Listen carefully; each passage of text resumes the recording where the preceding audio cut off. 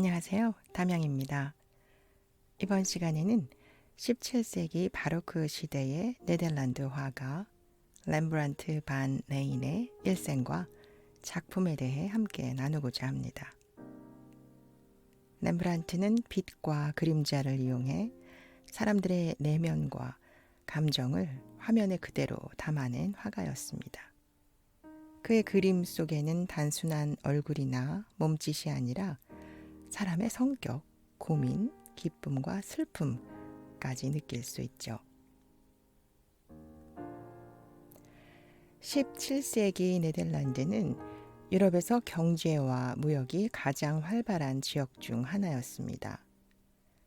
델프트, 암스테르담, 헤이그 같은 도시는 상업과 금융의 중심지로 성장했고 시민계층 역시 눈에 띄게 늘어났습니다. 이들 부유한 상인과 시민들은 단순히 물질적 부를 쌓는 데 그치지 않고 문화와 예술에도 관심을 기울였습니다. 특히 이전 시대의 미술이 주로 종교적 주제나 왕실과 귀족을 위한 장엄한 그림에 집중했다면 17세기 네덜란드의 화단은 시민들의 일상과 개인적 취향을 반영하기 시작했습니다.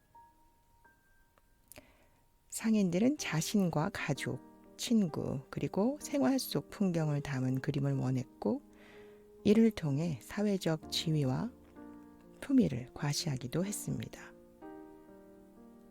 이때 등장한 그림들은 단순히 장식용이 아니라 개인의 삶과 사회적 존재감을 시각적으로 기록하는 도구이기도 했습니다. 이 시기의 미술은 사실주의적 성격이 강했습니다. 화가는 단순히 외형을 묘사하는 데 그치지 않고 인물의 표정, 손짓, 자세, 주변 공간과 소품까지 세심하게 관찰하여 인간의 심리와 감정을 화면 속에 담았습니다. 빛과 그림자의 미묘한 변화, 색채의 섬세한 조화, 공간과 질감의 표현은 관객에게 현실감 있는 몰입감을 선사했습니다. 하지만 단순히 사실적이기만 한 그림이 아니라 바로크적 극적 요소도 함께 가미되었습니다. 강한 빛과 그림자의 대비, 순간적인 동작의 포착, 극적인 표정과 시선의 배치가 작품에 생동감을 더하며 인간 경험의 드라마를 화면에 담았습니다. 이렇게 사실주의와 바로크적 극적 표현이 결합된 그림들은 일상적 주제 속에서도 강렬한 예술적 메시지를 전달할 수 있었습니다.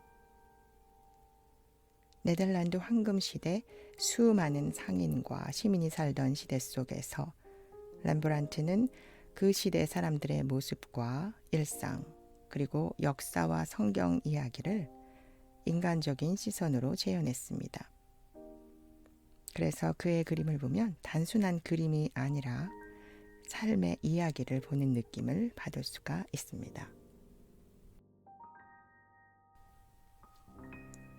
렘브란트 반 레인, 그는 1606년 네덜란드의 작은 도시 레이던에서 태어났습니다. 어린 시절부터 그림에 남다른 재능을 보였던 그는 14살 때부터 지역 화가에게 그림을 배우며 기초를 쌓기 시작했습니다. 단순히 사물을 그리는 법뿐만 아니라 빛과 그림자를 다루는 방법, 인물과 공간을 조화롭게 배치하는 구도의 중요성까지 차근차근 배우며 성장했습니다. 그 시절의 경험은 후에 그가 빛과 심리를 자유자재로 표현하는 화가가 되는 토대가 되었습니다. 젊은 시절 렘브란트는 아인트호벤과 레이던에서 그림과 인문학을 배우며 예술적 소양을 넓혔습니다. 그는 단순히 눈에 보이는 현실을 그리는 것에 그치지 않고 인간의 감정과 내면을 화면 위에 담고자 했습니다. 그리고 1630년대 초 그는 암스테르담으로 옮겨 독자적인 작업을 시작합니다. 이 시기에 렘브란트는 초상화 주문을 받으며 점차 명성을 쌓아갔습니다. 당시 네덜란드의 상류층과 부유한 상인들은 그의 초상화를 선호했는데 그 이유는 단순히 외모를 재현하는 데 그치지 않고 인물의 성격과 심리까지 섬세하게 담아냈기 때문입니다. 1634년 그는 사스키아 반 에이렌부르크와 결혼합니다. 사스키아는 그의 예술적 세계에도 깊이 관여한 존재였습니다. 그러나 안타깝게도 사스키아는 1642년 젊은 나이에 세상을 떠났고 이 사건은 렘브란트에게 큰 충격이자 작품 세계의 중요한 전환점이 됩니다. 사랑하는 사람의 죽음과 상실은 그의 그림 속에 인간의 고독과 슬픔 그리고 삶의 깊이를 표현하는 계기가 되었습니다. 중기에는 개인적인 어려움이 이어집니다. 렘브란트는 자녀를 여러 명 잃었고 재정적 문제로 파산까지 경험했습니다. 그러나 이러한 시련 속에서도 그림을 향한 열정은 식지 않았습니다. 오히려 그는 인간 내면과 심리를 더 깊이 탐구하게 되었고 화면 속 인물들은 단순한 외모를 넘어 감정과 성격, 삶의 흔적을 보여주었습니다. 이 시기에 그는 빛과 그림자를 극적으로 활용해 인물의 존재감을 강조하고 관객이 그림 속에 몰입하도록 만드는 독창적인 기법을 확립했습니다.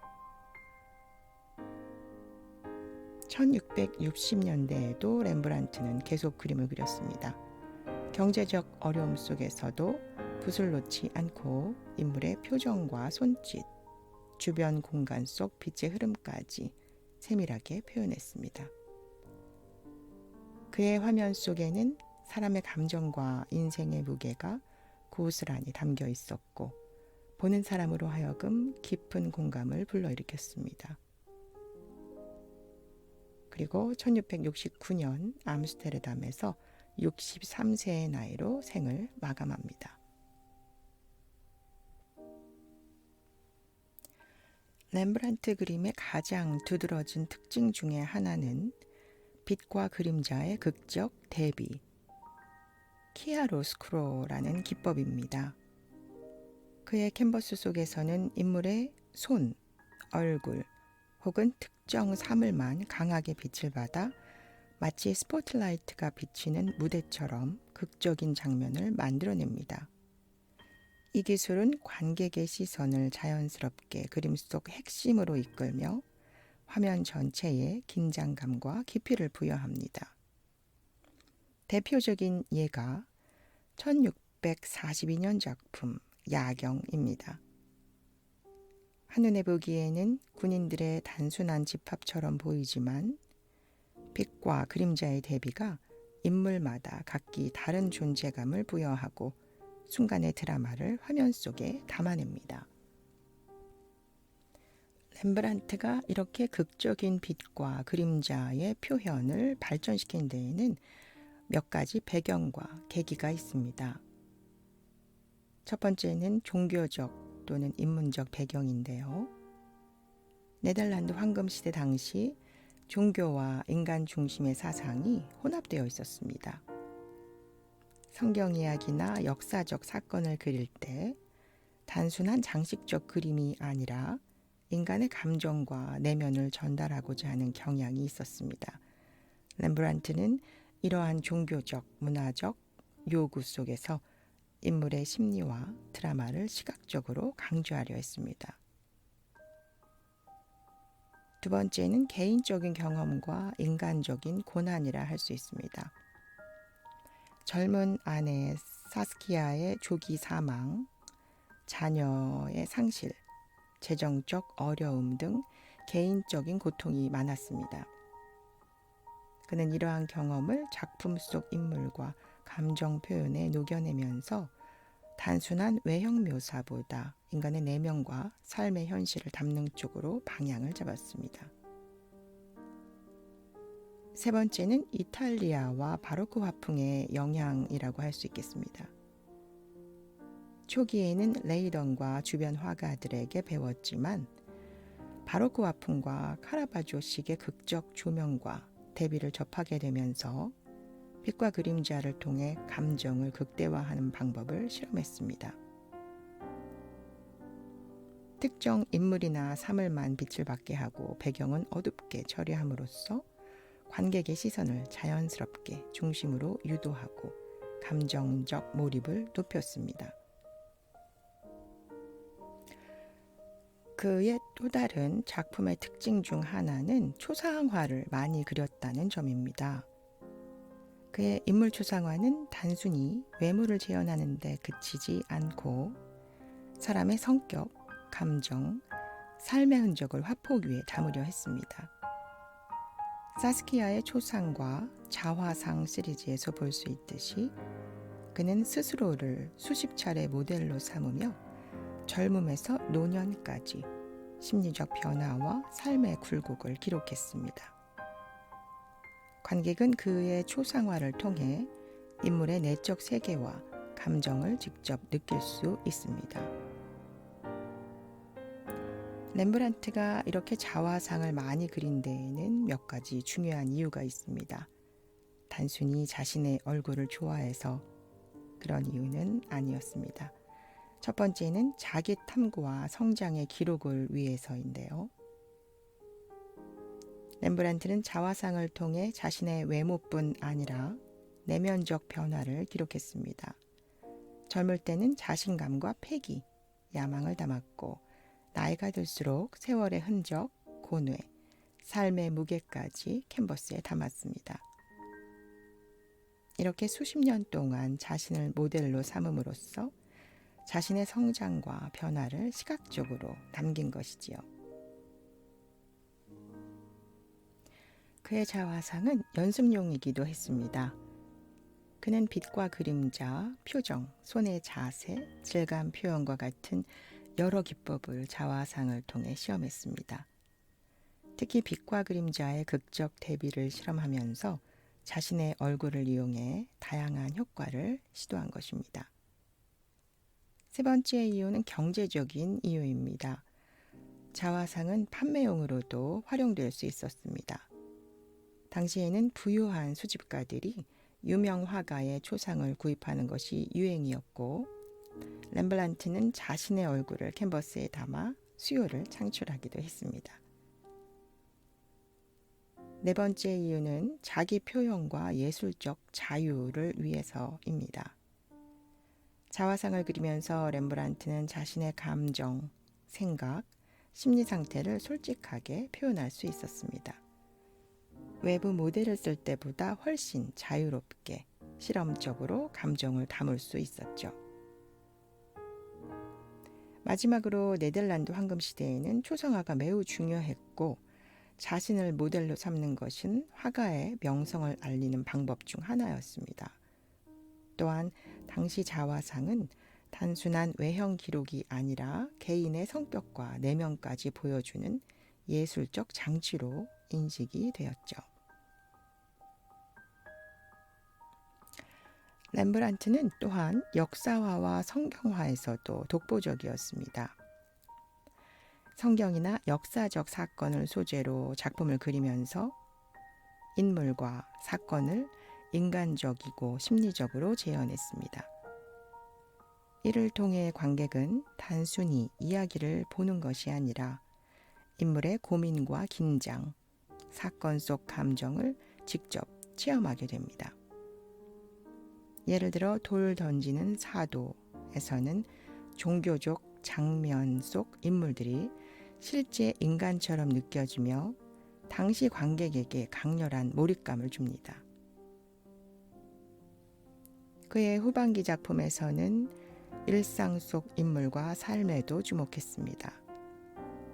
상류층이나 역사적 인물뿐만 아니라 평범한 시민, 아이, 가족과 같은 사람들의 삶을 화면에 담았습니다. 노인과 손자, 가족 초상 등에서는 인간적 친밀감과 일상의 정서가 살아 움직이며 관객이 친근하게 느낄 수 있는 장면을 만들어냅니다. 또 하나 그의 작품의 특징 중 주목할 점은 풍부한 질감 표현입니다. 유화 특유의 두껍고 질감 있는 붓터치를 사용하여 피부, 옷, 배경의 질감을 실감나게 표현했습니다. 특히 금빛과 붉은 계열색을 즐겨 사용하며 빛과 그림자, 색채가 조화를 이루도록 구성했습니다. 이러한 기법은 단순한 시각적 효과를 넘어 감정과 심리를 전달하는 도구로도 작용을 합니다. 두꺼운 붓터치는 관객이 화면을 보는 순간 인물이나 사물이 실제로 존재하는 듯한 입체감을 느끼게 합니다. 두꺼운 물감층을 사용하면 빛이 물감에 반사되어 자연스럽게 강약 있는 명암 대비가 나타납니다.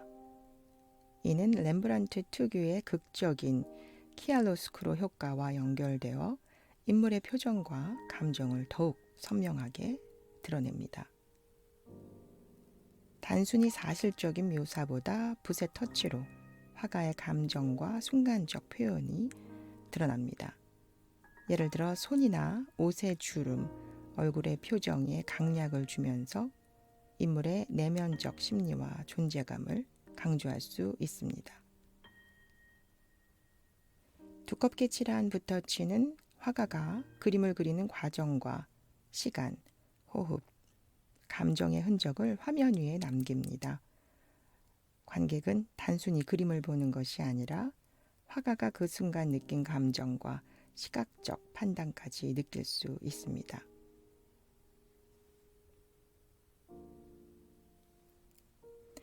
렘브란트의 작품 세계는 단순한 그림을 넘어 인간의 내면과 삶, 빛과 그림자를 통한 시각적, 극적 표현을 결합한 독창적 세계였습니다. 그는 네덜란드 황금 시대의 대표적 화가일 뿐만 아니라 후대 화가들에게 심리묘사와 인물 표현, 빛과 그림자의 극적 대비라는 새로운 가능성을 열어준 혁신가였습니다. 오늘날 그의 작품은 미술사와 미술교육에서 필수적으로 연구되는 대상이며 인간과 삶을 시각적으로 탐구하는 살아있는 기록으로 남아 있습니다. 야경 1642년 작품입니다. 1642년 렘브란트는 암스테르담 시민 방위대를 캔버스 위에 담았습니다. 화면 속에는 방위대원들이 다양한 자세로 모여 있습니다. 어떤 이는 활을 들고 앞으로 나아가고 어떤 이는 소총을 손에 쥐고 경계하듯 서 있습니다. 어린아이가 작은 닭을 들고 있어 장난기와 상징적 의미를 동시에 전달하고 깃발과 드럼을 든 인물들은 군중 속의 리듬과 움직임을 만들어냅니다. 이러한 배치와 동작은 단순한 군인 집합이 아니라 각 인물의 개성과 역할, 그리고 순간순간의 긴장감을 극적으로 보여줍니다. 렘브란트는 이 장면을 그릴 때 빛과 그림자의 극적인 대비, 키아로스크로를 사용했습니다. 중앙의 지휘관과 깃발 주변에는 강한 빛이 집중되어 자연스럽게 시선이 그쪽으로 향하게 되고 주변 인물들은 상대적으로 어둠 속에 배치되어 있어 극적 긴장감이 살아납니다. 이런 조명 효과 덕분에 관객은 마치 현장 속으로 끌려 들어가 군중의 동작과 소음을 상상하며 장면을 체험하게 됩니다. 겉으로는 단순한 군사집합이지만 렘브란트는 공동체 속에서 각 개인이 가진 존재감과 책임, 그리고 시민적 자부심을 강조했습니다. 깃발을 들고 앞장서는 인물, 어린아이, 리듬을 만드는 드럼 연주자까지 모두가 서로 다른 역할을 통해 방위대라는 사회적 구조 속 개인의 중요성을 보여주는 장치입니다. 당시 평론가들은 캔버스의 거대한 크기와 극적 조명 효과에 충격을 받았습니다. 일부는 인물 배치가 지나치게 혼란스럽다라고 비판했고, 전통적인 초상화와는 달리 모두가 동시에 주목받는 구도에 당황했습니다. 그러나 렘브란트는 이러한 비판에도 굴하지 않고 단순한 군사기록화가 아닌 인간의 심리와 드라마를 담은 살아있는 장면을 구현했습니다. 실제로 이 작품은 후세에 와서 근대 초상화의 혁신으로 평가받으며 그의 독창적 시각과 구성 능력을 잘 보여주는 대표작으로 자리 잡았습니다. 사랑과 친밀함을 담은 작품 사스키아의 초상입니다. 1633년에서 35년 사이에 제작이 되었다고 알려져 있습니다. 렘브란트는 젊은 아내 사스키아의 얼굴에 부드럽게 내려앉은 미소와 눈빛, 그리고 손끝에서 느껴지는 섬세함까지 놓치지 않고 화면에 담았습니다. 단순히 외모를 그리는 것이 아니라 서로에 대한 깊은 사랑과 신뢰, 따뜻한 감정까지 화폭 속에 흘러가도록 했습니다. 그녀가 앉아있는 자세, 몸짓 하나하나가 자연스럽고 우아하며 관람객은 마치 사스키아의 일상과 화가의 사랑을 살짝 엿보는 듯한 느낌을 받게 됩니다. 사스키아의 존재 자체가 화폭에서 빛나며 보는 이를 조용히 그림 속으로 끌어들입니다.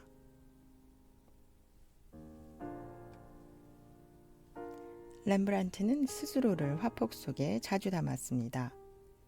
수십 점에 이르는 자화상 시리즈에서 그는 젊음의 자신감과 호기심을 담기도 하고, 나이가 들어서는 세월의 흔적과 내면적 고민을 담아내기도 했습니다. 눈과 손, 얼굴 표정 하나하나가 이야기를 하고, 두껍고 질감 있는 붓터치는 그의 경험과 감정을 직접 손끝으로 느낄 수 있게 합니다. 관람객은 그의 눈을 통해 세상을 바라보는 시선과 마음, 그리고 화가의 내면을 함께 경험하게 됩니다. 그림을 바라보는 순간 우리는 그가 보았던 세상과 느꼈던 감정을 천천히 공유하게 되는 것이죠. 1625년경 제작된 것으로 보이는 그의 종교화 돌 던지는 사도에서는 예수와 병든 사람들이 함께 있는 장면을 볼 수 있습니다. 인물들의 표정과 손짓, 옷의 주름 하나하나에서 살아있는 인간의 감정을 느낄 수 있습니다. 렘브란트는 신화적이거나 과장된 표현에 의존하지 않고 실제 인간의 심리와 행동을 그대로 담아 관객이 감정적으로 몰입할 수 있도록 했습니다. 그림 속 장면 하나하나에 숨겨진 긴장과 따뜻함, 그리고 인간적인 면모는 보는 이로 하여금 단순히 보는 것을 넘어 마음으로 느끼게 합니다. 다음으로 일상의 순간을 담은 노인과 손자를 살펴보겠습니다. 한 노인이 손자를 품에 안고 앉아 있습니다. 어린 손자는 호기심 어린 눈으로 할아버지를 바라보고 있고, 노인은 부드럽게 손을 잡아주며 미소를 짓습니다. 주름과 손의 움직임, 얼굴 표정에서 느껴지는 사랑과 보살핌의 느낌이 화면을 가득 채우며 세대 간의 친밀감을 조용히 이야기합니다. 평범한 순간 속에서 느껴지는 인간적 정서의 아름다움, 그 소소한 감정의 깊이는 렘브란트 특유의 관찰력과 따뜻함을 보여줍니다. 1665년 작품 유대신부에서는 한 쌍의 부부가 서로의 손을 맞잡고 시선을 마주합니다. 두 사람의 표정에는 사랑과 헌신, 서로를 향한 친밀감이 담겨 있습니다. 렘브란트는 색과 질감, 빛과 그림자를 섬세하게 사용하여 인물의 존재감과 감정을 극대화했습니다. 관람객은 단순히 외형을 보는 것이 아니라 두 사람 사이의 숨은 이야기를 느끼고 화면 속 작은 손짓과 눈빛 하나하나에서 그들의 삶과 감정을 읽어낼 수 있습니다. 지금까지 이야기의 향기를 전하는 담양이었습니다. 평안한 밤 되세요.